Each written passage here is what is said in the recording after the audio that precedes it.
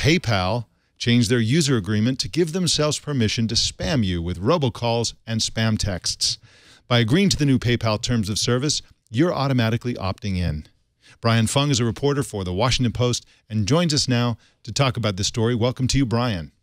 Thanks for having me. Thanks for being on. You had the highly cited story today on Google News. Can you tell us more about PayPal's updated terms of service? What did they add? What did they change? So PayPal is rolling out an update to its terms of service that will go into effect in July.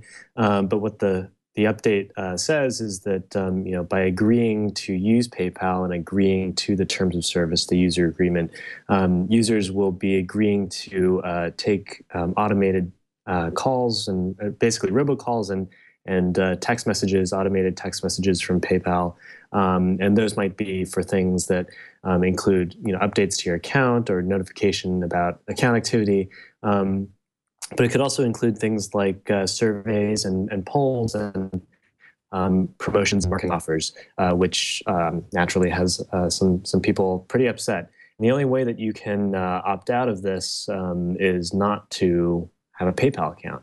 Now, a PayPal person did tell me that if you do agree to the terms of service and then receive a phone call from PayPal, you can tell PayPal don't call again, and PayPal will honor that request. But at the outset, you're forced to accept the robocalls and the text messages when you agree to the terms of service. One of the weird things about this is that they specify that they might call you using a phone number that you never provided to them in the first place.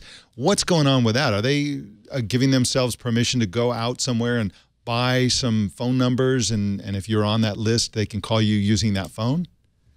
Yes, basically, PayPal says through unspecified means that they would be able to contact you using phone numbers that they've obtained elsewhere.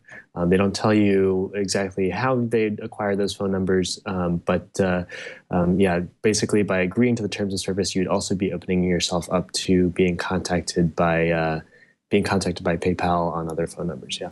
Now, you cover the government a lot. You're at the Washington Post, and you're in Washington, D.C., and right? Is that where you're based? It is. Okay. And so it seems like this could be sort of preemptively invalidated by upcoming law around the issue of robocalls and so on. Can you talk a little bit about that? Yeah, absolutely. The Federal Communications Commission has just circulated a proposal that would update some of the laws, or some of the regulations, I should say, surrounding robocalls and automated dialing and so forth. What the update would do is basically make it easier for consumers like you and me to opt out of robocalls. It would tighten some definitions about what it means to use an auto dialer to dial basically random numbers automatically, as well as giving carriers the ability to use robocall blocking technology. And so all of these measures are aimed at sort of thwarting a lot of the unwanted calls that consumers are getting, particularly on mobile devices.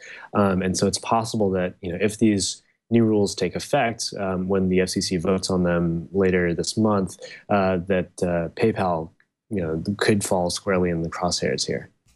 Very strange. They also say in the user agreement that they may share phone numbers with their affiliates. Who are their affiliates? Do we have any idea who these companies are? That's a good question. I don't know the answer to that. But it's certainly pretty vague and pretty shady, I would say, of PayPal to say that they would be sharing your information. Yeah, it's very strange. It seems like they're kind of betting that the public either doesn't care or isn't paying attention, and that always gives me pause, especially for a financial company that, of course, they need the trust of the public. And this sounds like, if you are paying attention, could erode trust in this. Essentially, it's a financial service. And so we'll see if they get away with it.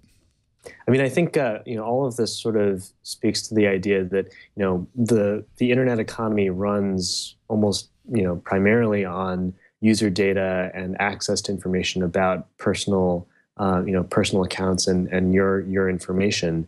In fact, it seems like there's a growing awareness by folks both inside and outside the industry that this is how the world works now, and it could be something that we ought to deal with in terms of policy. Earlier this week, Tim Cook gave a speech to the Electronic Privacy Information Center and said that companies like Google and Facebook, make their money off of data, but that Apple is not one of those companies. And then, earlier this week, also, Senator Sheldon Whitehouse also had an op-ed in which he sort of pointed out the dichotomy between, Americans' concern over government surveillance, with the NSA and phone records collection and that kind of thing, and yet Americans generally have very few qualms about when companies and private entities scoop up information. Yeah, wow. Well, I guess everybody who's listening to this and watching this show has a choice to either agree to the user agreement. This will be you'll be asked very soon to renew your agreement with the new agreement. I personally am not going to. I'm going to cancel my PayPal account over this, and I suspect that some people will. But my guess is also that the vast majority of their users will just agree to it and move on. This is just the world we live in, I guess. Brian Fung is at WashingtonPost.com and on Twitter at @B_Fung, F-U-N-G. Thank you so much for joining us today, Brian. My pleasure.